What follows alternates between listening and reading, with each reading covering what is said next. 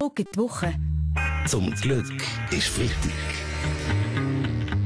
Politisch hat es ja ein paar heisse Eisen gegeben diese Woche. Die Heiratsstrafe abschaffen. Der Bundesrat unterstützt, ja, wirbt für die CVP-Initiative. Und auch der FDP-Ständerat Felix Gutzwiller zieht mit. Ja, wer heiratet, ist per se schon genug gestraft. Als Präventivmediziner muss ich sagen, dass Heiraten grundsätzlich nie gesund ist.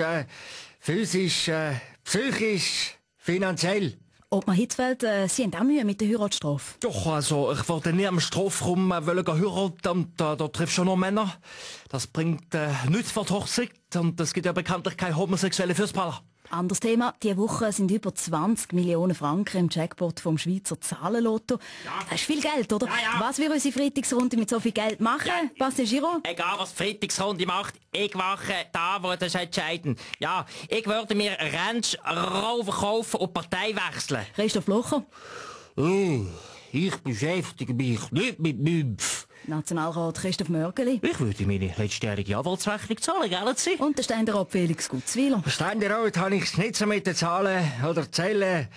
Aber wenn Sie mit diesen Betrag in einem Kuvert von einem Schweizer Pharmaunternehmen übergeben, dann kann ich den Wert ungefähr einschätzen. Und dann noch der letzte in der Runde, Weltwochenchef Köppel. Um was geht's? Im Jackpot liegen 20 Millionen Franken. Noch vor 10 Jahren waren es 2 Millionen Franken gewesen. Und wir von der Weltwoche haben darum herausgefunden, dass das eine schleichende Angleichung an die Euro-Millions darstellt. Schon wieder übernimmt die Schweiz heimlich Euro-Standards. Punkt. Und dann noch das. Eine Studie sagt, auf dem Land wächst der Anteil an dicken Kindern. In der Stadt nimmt er ab. Weißt du da los, Christoph Mörgeli? Die dicken Kinder sind eines mehr ganz klar die Ausländer und die Asylbewerber die Schuld. In der Stadt müssen die Schweizer aus Angst vor kriminellen Immigranten ständig flüchten und davor rennen, gell Sie? Auf dem Land fehlt dem Bürger einfach noch die Art von Bewegung, verstehen Sie? Das ist ein Skandal, das hört doch einfach nie auf. Mit dem Fabian Unterreger.